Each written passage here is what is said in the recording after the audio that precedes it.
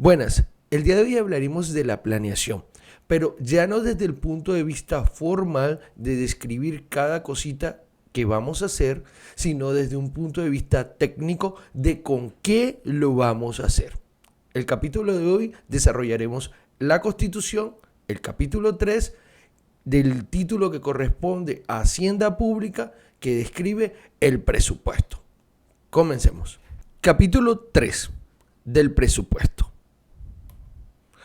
Artículo 345, que cita lo siguiente. En tiempo de paz no se podrá percibir contribución o impuesto que no figure en el presupuesto de rentas, ni hacer erogación con cargo al tesoro que no se haya incluida en el de los gastos.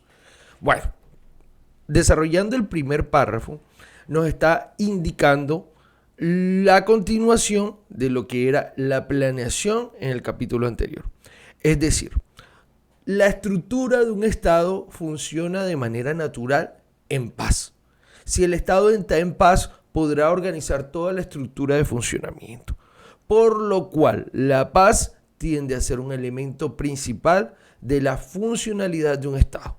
Al estar en paz, se podrán establecer tributos que pueden ser tanto impuestos como contribuciones o tasas a la hora de prestar servicio, y que estas mismas representan un ingreso económico para la institucionalidad, sea nacional, departamental o municipal, calificadas como rentas desde una perspectiva general. Estas rentas no se pueden gastar al garete, es decir, ni se provisionan al garete ni se gastan a recocha. Estas rentas tienen que ser determinadas con base en la planeación de ingresos del periodo anterior y ejecutada con base en los proyectos concertados. Es decir, teniendo como fuente principal el presupuesto para el periodo y como fuente general de desarrollo el plan de desarrollo municipal, departamental o nacional, dependiendo al caso. Solo podremos gastarnos los dineros que estuvieron presupuestados.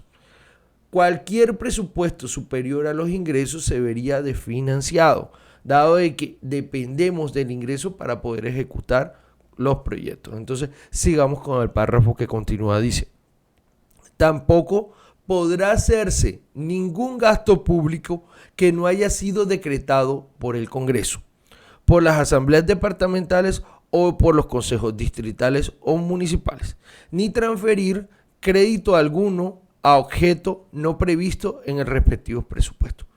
¿Qué nos quiere decir? Bueno, resalta y recalca lo que ya indicamos. Tanto los ingresos se determinan con base en una planeación como los gastos con base en la misma.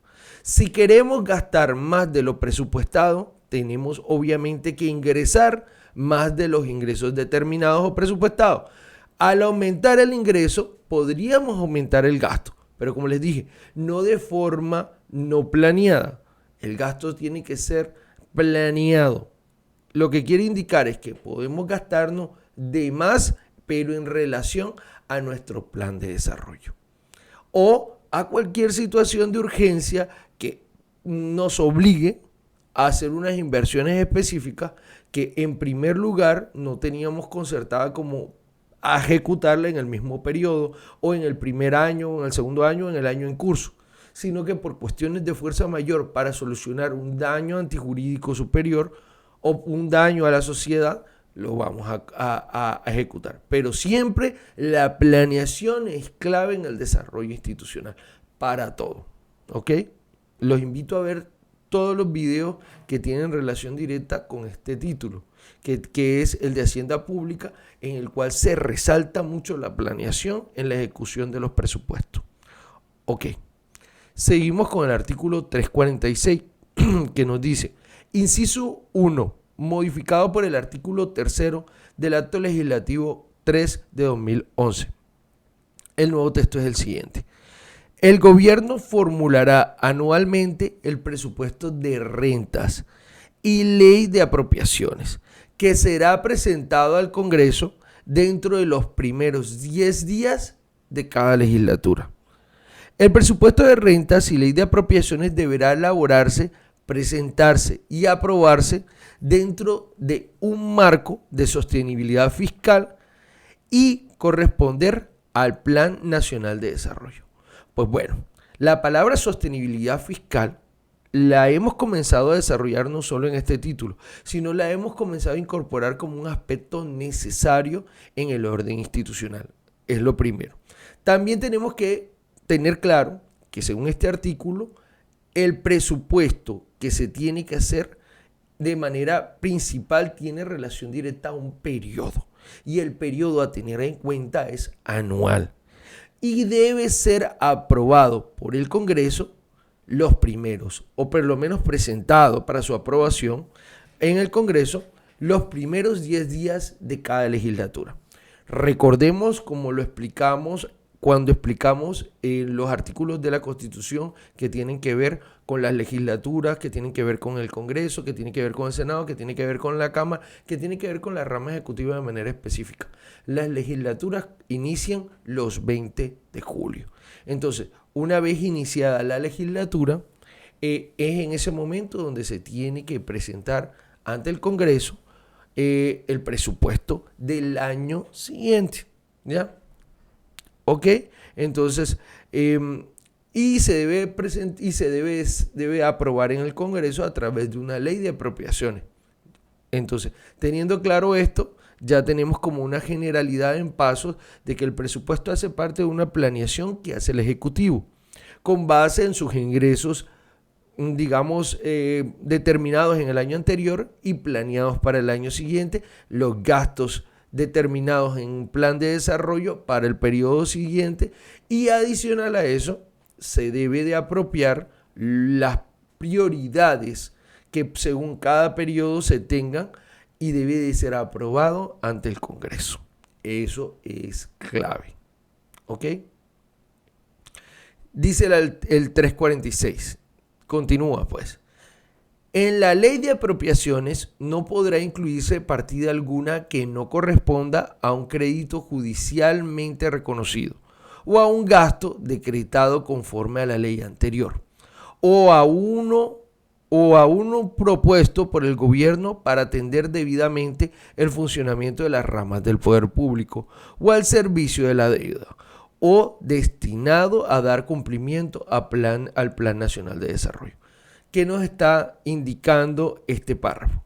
Bueno, nos está indicando unas variables o unos elementos a tener en cuenta, algo más específico, unas partidas que correspondan a lo que se debe incluir en el presupuesto, que determina, entre otras, un crédito judicialmente reconocido o una sanción o un fallo debidamente ejecutoriado, un gasto decretado, o sea, que haga parte de la contabilidad del Estado, que se reconozca como un gasto y que sea aceptado o comprometido por intermedio de la ley.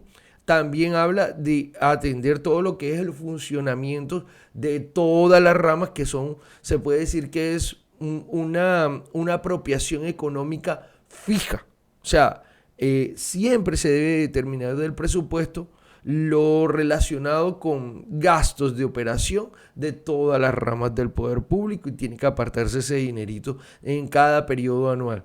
Y también habla de que se tiene que provisionar, cuando habla de servicio de la deuda, todos los correspondientes a intereses y pagos que tengan relación directa con obligaciones financieras por parte del Estado. Y aparte de todos esos elementos que enuncia de manera general, se tiene que cumplir con las propuestas que hace el plan de desarrollo. Es decir, básicamente en qué gastarnos la plata ya está determinado por nuestros compromisos institucionales, por nuestros costos y gastos laborales, al mismo tiempo con las obligaciones crediticias que hemos adquirido, por la representación y obligatoriedad de la ley, por fallos judiciales y también por el cumplimiento del Plan Nacional de Desarrollo cuando hablamos de nación. Cuando hablamos de departamentos y municipios también. Todas estas entidades territoriales reconocidas con personalidad jurídica, autonomía administrativa, financiera y patrimonio propio tienen esta obligación de tener un plan de desarrollo. Dice la norma: las comisiones de asuntos económicos de las dos cámaras deliberarán en forma conjunta para dar primer debate al proyecto de presupuesto de renta y ley de apropiaciones. Aquí hay una descripción específica a ese proyecto reconocida con poder o con soporte constitucional. ¿Ok? Seguimos ahora con el 347, que dice: el proyecto de ley de apropiaciones deberá contener la totalidad de los gastos que el Estado pretenda realizar durante la vigencia fiscal respectiva. Si los ingresos legalmente autorizados no fueren suficientes para atender los gastos proyectados, miren lo que dice aquí: el gobierno propondrá por separado ante las mismas comisiones que estudian el proyecto de ley del presupuesto la creación de nuevas rentas o modificación de las existentes para financiar el monto de gastos contemplados. Ahí hay una variable. Básicamente estamos diciendo, pues vamos a presentar un proyecto de presupuesto para ser aprobado ante el Congreso, pero consideramos o creemos que este recurso no va a ser suficiente, por eso aquí tenemos una posible reforma tributaria, que uno dirá, bueno, no, aquí en te está diciendo que el trámite es diferencial. Esta es una cosa que en materia económica no es conveniente, debido a que cada reforma tributaria desestabiliza el orden institucional de un Estado. Es decir, cada reforma tributaria cambia la forma de actuar, de pensar, de invertir de la economía. Y si lo que queremos es que haya una estabilidad que nos produzca desarrollo, el estar cambiando las condiciones de obligaciones y de compromisos fiscales cada cierto tiempo termina reduciendo la inversión.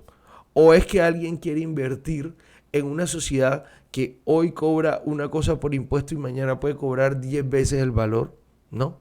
Hay una incertidumbre, que es la palabra que genera variaciones en la economía. La economía depende y se desarrolla de las variables, pero le encanta vivir en estabilidad. La economía camina sobre la estabilidad y se desarrolla, o por lo menos comienza a organizarse en la estabilidad. Algunas personas aprovechan y crecen en la inestabilidad, pero el desarrollo de la sociedad depende de mantener una estabilidad jurídica, digamos, estabilidad financiera y una inversión que vaya en desarrollo a la misma sociedad. ¿Ok? Entonces seguimos. Mire lo que dice acá, en el párrafo final.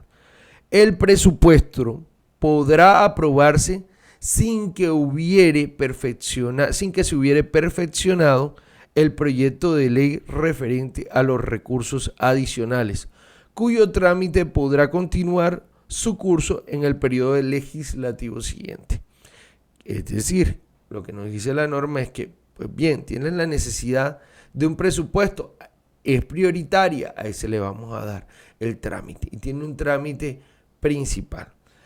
Si necesita recursos, pues bueno, vamos a estudiar eso con más calma, vamos a hacer un análisis financiero, vamos a entender si todo eso que tú quieres es conveniente, si todos estos nuevos impuestos, y después aprobaremos si sí o si no. Entonces prácticamente nos está diciendo que tendrás la posibilidad de iniciar otra legislatura y todavía tener, otro periodo legislativo, no otra legislatura. Otro periodo legislativo para precisar, y todavía seguir hablando del tema en mención. ¿Ok? El 348, bueno, miren lo que dice el 348. Dice: si el Congreso no expidiera el presupuesto, regirá el presentado por el gobierno dentro de los términos del artículo precedente. Si el presupuesto no hubiera sido presentado dentro de dicho plazo, regirá el del año anterior. Pero el gobierno podrá reducir gastos y en consecuencia suprimir y refundir empleos cuando así lo aconsejen los cálculos de renta del nuevo ejercicio. Bueno, ya aquí es qué pasaría si se presenta ante el Congreso el proyecto de presupuesto y el gobierno, dentro de los términos del artículo que establece lo deja para una aprobación de la cual espera, y dicho presupuesto no es aprobado dentro del término que establece la norma. ¿Qué nos está diciendo? Si no se aprueba, aunque es importante el aporte del Congreso, es prioritario no interrumpir o generar incertidumbre. Entonces se aprobará el presupuesto del año anterior. Claramente lo está diciendo. Pero le permite al gobierno, digamos, teniendo un presupuesto que puede que sea menor a la necesidad del nuevo periodo, le permite al gobierno reducir algunos gastos que considere en la práctica innecesaria o que tenían más relación directa al presupuesto del año anterior, reformular esos gastos para tratar de que el presupuesto que se planeó se alcance. Entonces, pues bueno, el 348 es bastante preciso. Siguiendo con el 349, dice: durante los 3 primeros meses de cada legislatura y estrictamente de acuerdo con las reglas de la ley orgánica, el Congreso discutirá y expedirá el presupuesto general de rentas y apropiaciones. Ahí lo está diciendo. Debe ser aprobado durante los 3 primeros meses de cada legislatura. ¿Ok? También establece el término en el cual se debe discutir y digamos, expedir por parte del Congreso la ley de apropiaciones. ¿Ok? También dice lo siguiente: los compuestos de las rentas, de los recursos de crédito y los provenientes del balance del Tesoro no podrán aumentarse con el Congreso, sino con el concepto previo y favorable suscrito por el Ministerio de Ramo. ¿Qué nos está diciendo? Si bien zapateros a su zapato. ¿Por qué? Porque si bien el Congreso tiene digamos, el deber y la obligación legal de debatir el proyecto de presupuesto, no podrá decirse, o por lo menos no podrá quitarle en ese debate la responsabilidad natural del Ejecutivo. Lo que quiere decir es que por mucho que el Congreso quiera hacer grandes cambios, siempre se tiene que consultar o determinar si esos cambios no corresponden a la realidad económica o a las necesidades fiscales de la entidad.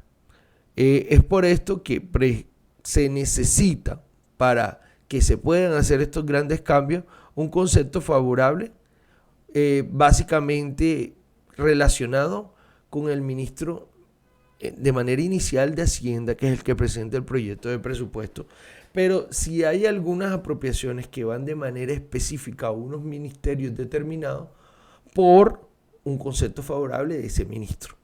Lo que nos deja mostrar que el Congreso no entra a ser un ejecutivo, pero sí puede ser un ente de sugerencia, de evaluación, de consulta y de tenerse en cuenta para poder hacer algunas modificaciones o ajustes que puedan hacer el presupuesto una verdadera ley que lleve a la ejecución real del presupuesto y al cumplimiento de las necesidades o al cubrimiento de las necesidades establecidas. ¿Ok?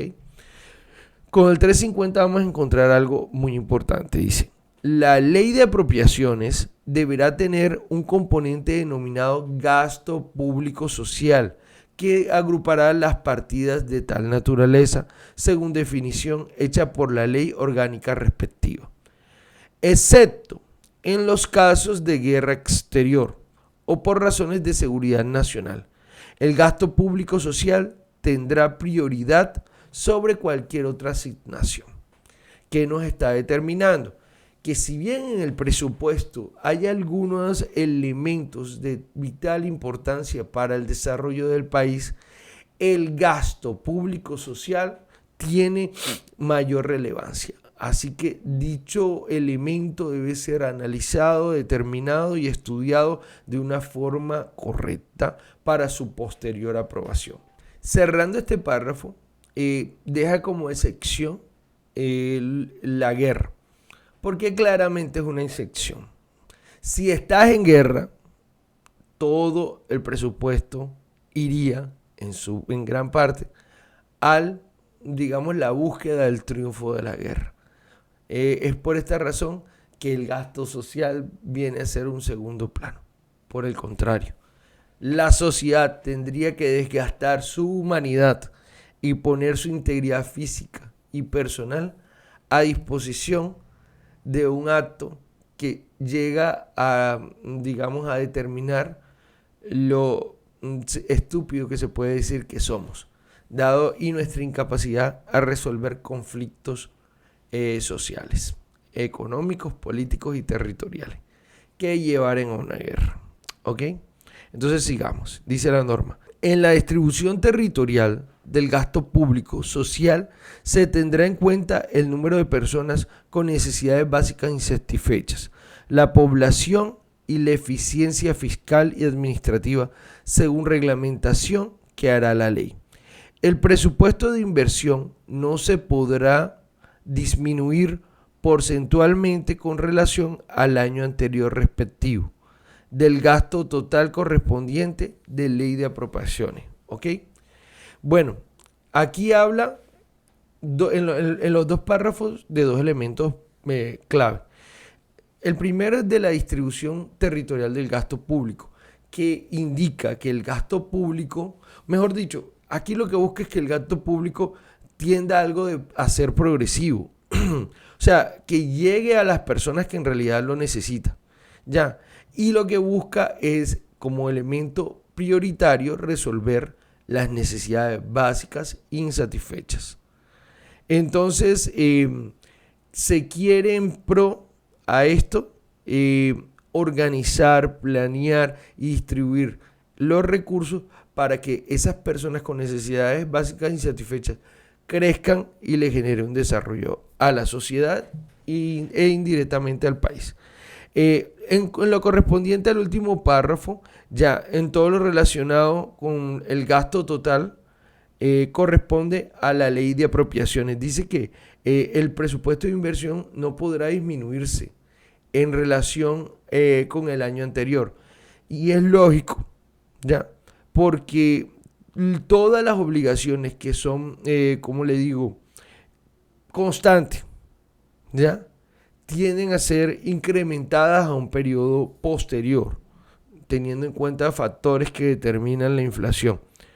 Teniendo en cuenta esta situación, el gasto público tendrá que ser no solo presupuestado, sino planear que el mismo crezca en relación a los ingresos, en relación al aumento de los gastos y en relación al cumplir con los objetos del plan de desarrollo, reducir las necesidades básicas insatisfechas y proyectar un mejoramiento social y económico en la comunidad.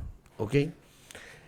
Pasando al 351 nos cuenta: el Congreso no podrá aumentar ninguna de las partidas del presupuesto de gastos propuestas por el gobierno, ni incluir una nueva, sino con la aceptación escrita del ministro de ramo.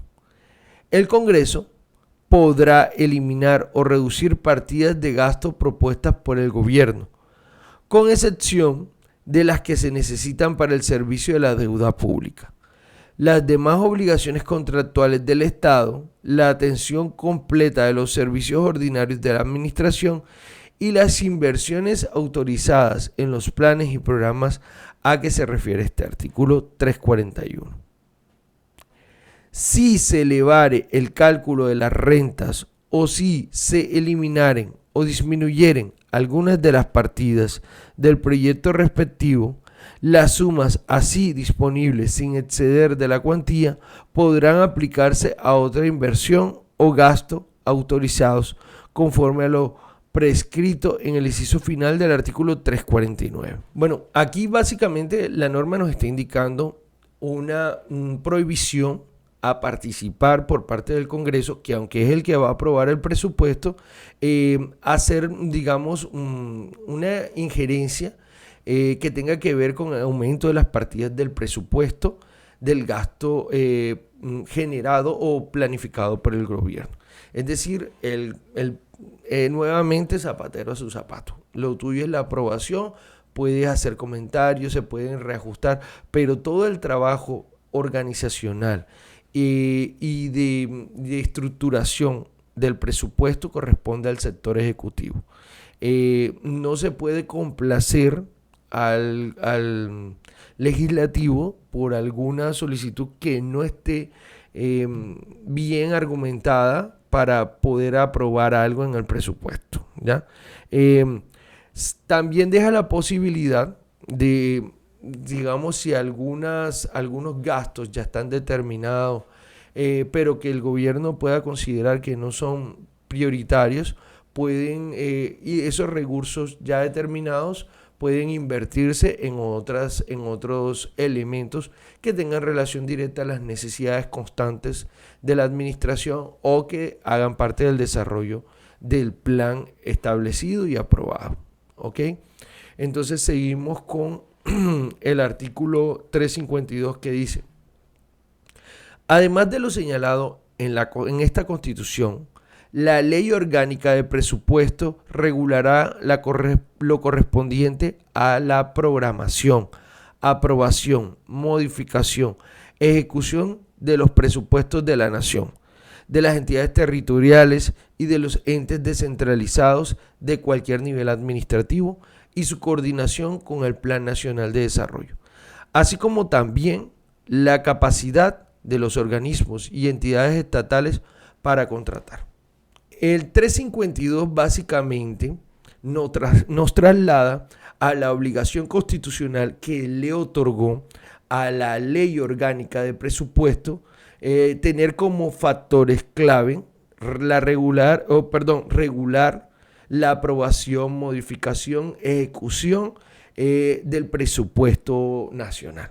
Se determinó también la posibilidad de qué hacer no solo la nación, sino las entidades territoriales, los entes descentralizados, todas las empresas que de naturaleza pública que administren vía presupuesto, que tengan una independencia presupuestal, se deben de ceñir a los parámetros que establece la Ley Orgánica del Presupuesto.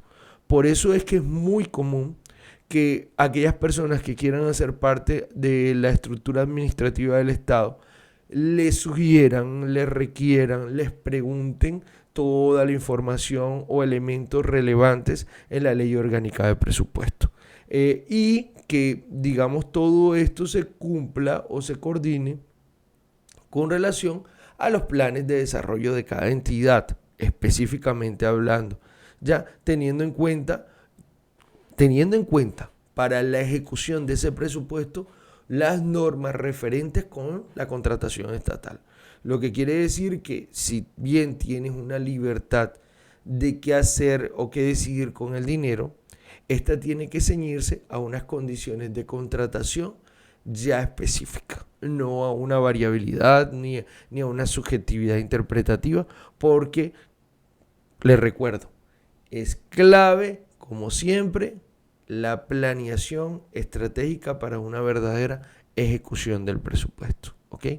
Pasamos ahora al artículo 353, un pequeño articulito que dice: los principios y las disposiciones establecidas en este título se aplicarán en lo que fuere pertinente a las entidades territoriales para la elaboración, aprobación y ejecución del presupuesto. Pues bueno, esta norma ya está inmersa en cada componente que desarrolla no solo este capítulo, este artículo, sino el título y demás. Las administraciones territoriales son como un pequeño estado. Las normas que operan, que organizan, que trasladan, que desarrollan, que ponen en práctica la operación del Estado, en gran desarrollo son normas que se aplican en las entidades territoriales, guardando, eso sí, la proporción y la determinación de los casos. Entonces, pero el artículo 353 que está diciendo, te lo recalca, te lo resuena y te lo repite. Ya. Pasamos al 354 que dice: habrá un contador general Bueno, vamos a hablar de este personaje rápido. Ya este personaje lo vimos cuando estudiamos el capítulo de las Contralorías, ¿ya? De lo correspondiente al control fiscal. El contador y el auditor. Así que vean estos videos, vean los videos relacionados con la Contraloría y ahí encontrarán material relevante y descriptivo de las competencias del contador y del auditor general. O sea, dos personajes que pasan por agachadito en la estructura estatal, pero son súper relevantes. Siempre conocemos a los entes de control, a la Contraloría, a la Procuraduría, conocemos a un integrante de la rama judicial como la Fiscalía, pero y creemos que estos son los vigilantes principales de todo en el país. Pero no, también está el contador y el auditor que tienen unas tareitas claves en el desarrollo de la estructura nacional. Entonces, ahora sí, desarrollemos el 354 que dice: habrá un contador general, funcionario de la rama ejecutiva, quien llevará la contabilidad general de la nación y consolidará esta con la de sus entidades descentralizadas territoriales o por servicios, cualquiera que sea el orden al que pertenezca, excepto la referente a la ejecución del presupuesto, cuya competencia se atribuye a la Contraloría. ¿Qué nos está diciendo? El contador tiene el trabajo de organizar, digamos, dejar visible y determinar de manera numérica qué fue lo que gastó y en qué se gastó. Lo primero.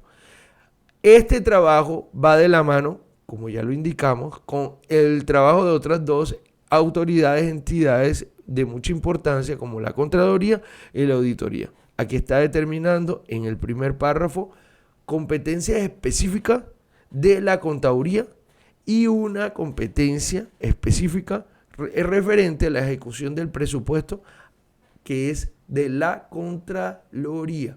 Es decir, la Contraloría está muy atenta a cómo se invierte el dinero, la Contaduría está muy atenta a dejar los registros, evidencia y toda la organización de cómo se gastaron, en qué se gastaron, para qué se gastaron y pues dejar evidencia si lo que se gastaron era lo correspondiente, estaba planeado y organizado. ¿Ok? Seguimos con el otro párrafo del 354 que dice: corresponde al contador general las funciones de uniformar, centralizar y consolidar la contabilidad pública, elaborar el balance general y determinar las normas contables que deben regir en el país. Todo esto teniendo prioridad en la ley. Entonces, que no se nos olvide, el 354 complementa las competencias y obligaciones del contador general que se dieron en primer lugar en el estudio del ente de control, Contraloría General. Entonces, que no se nos olvide, Contaduría y Contraloría. Contaduría tiene la tarea de uniformar, o sea, uniformar no es poner una ropa igual a todos, no, es que todo lo que está relacionado con el gasto público o todos los asientos que hacen parte de la estructura contable tienen que estar unificados en el documento que emite el contador. Por eso digo, vamos a decir la palabra tal como está, uniformados, una sola forma. También tiene que centralizarla, es decir, tomar toda esa información que está dispersa y llevarla a un solo centro, como dice la palabra. Consolidarla es llevarla a tiempo presente, digamos, separarlas por actividades, pero organizarlas en un solo documento. Y también dice que se tiene que elaborar el balance general como clave de la contabilidad. Es llevar al documento al final a un resumen de lo que es, lo que fue y el cumplimiento de las responsabilidades tal cual. Lo bueno de la contabilidad es su carácter documental y el registro de la realidad pero no en palabras, sino en números. Entonces, el 354 es maravilloso como artículo. Dice el parágrafo del 354. 6 meses después de concluido el año fiscal, el gobierno nacional enviará al Congreso el balance de la Hacienda, auditado por la Contraloría General de la República para el conocimiento y análisis. Pues bueno, aquí vemos una tarea relevante porque mire lo que dijo la norma. El contador general corresponde a la rama ejecutiva. La Contraloría es un ente de control que no hace parte de una rama determinada, pero tanto la Contaduría como la Contraloría son entidades que tienen una obligación en la organización, descripción y, digamos, debido manejo de las finanzas públicas. Por lo cual, en relación a sus compromisos, la Contaduría General tiene que trasladar esa contabilidad ya organizada una vez concluido, digamos, el periodo fiscal, o sea, vencido el año, se le debe enviar un informe al Congreso que, pues como requisito clave, por eso digo, siempre tienen que trabajar juntas la Contaduría con la Contraloría para por lo menos informaciones relacionadas con esta, lo debe auditar y debe determinar qué es lo correspondiente y, digamos, ¿cómo les explico? Digamos, refrendar ante el Congreso esa contabilidad, ¿ok? Pasando al 355 dice, ninguna de las ramas u órganos de poder público podrá decretar auxilios o donaciones en favor de personas naturales o jurídicas de derecho privado. El gobierno en los niveles nacionales, departamentales y distritales y municipal podrá con recursos de los respectivos presupuestos celebrar contratos con entidades privadas sin ánimo de lucro y de reconocida idoneidad con el fin de impulsar programas y actividades de interés público, acordes con el Plan Nacional y los planes seccionales de desarrollo. El gobierno nacional reglamentará la materia. Esta norma nos está indicando, pues, cómo invertir los recursos del presupuesto. De entrada, expone una exclusión o se excluye que los recursos públicos sirvan para hacer donaciones como tal, ¿ya? Y indeterminadas, donaciones en contra de personas naturales o jurídicas. Los recursos públicos son para cumplirse en lo planeado y en los compromisos constantes que ya están predeterminados. Y deja la posibilidad de que por medio de esta norma, todos los niveles institucionales, tanto nacionales, departamentales, municipales o distritales, inviertan los recursos, eso sí, teniendo como claves o principios la planeación, la organización presupuestal, la celebración de contratos con el lleno de requisitos legales, los cuales se podrán hacer tanto por entidades con ánimo de lucro o sin entidades sin ánimo de lucro, y que tiene que seguirse en cumplimiento a los planes de desarrollo de cada entidad y se deben, digamos, priorizar dependiendo al periodo determinado. Nos recalca, nos resalta, nos determinan. O sea, esta norma repite de manera concluyente la necesidad del orden y lo vuelve principio. Factor que llega a un punto a, digamos, resaltar que la estructura pública debe ser organizada, constante, visible, por su misma naturaleza pública y planeada. La palabra clave, planeada. ¿Ok?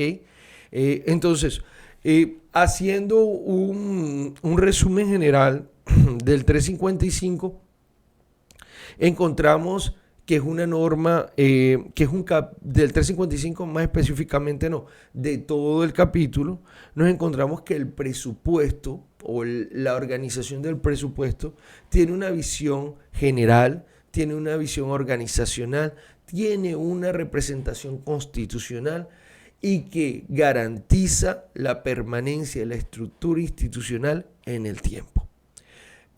Hasta aquí este video, síganos y hasta un próximo video.